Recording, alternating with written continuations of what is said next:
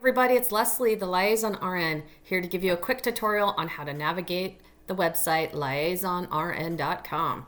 Lots of information on this website.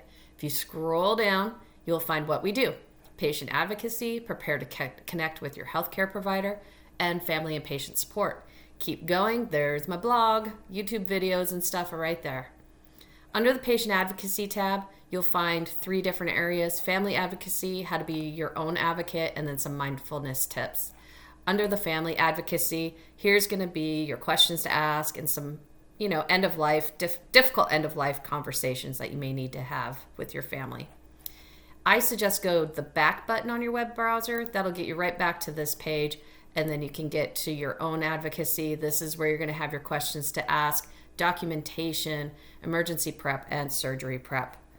Back button again, mindfulness. This isn't really quite ready yet, but I'm going to have some resources here for mindfulness, tips for mindfulness, and resources for like relaxation techniques and stuff.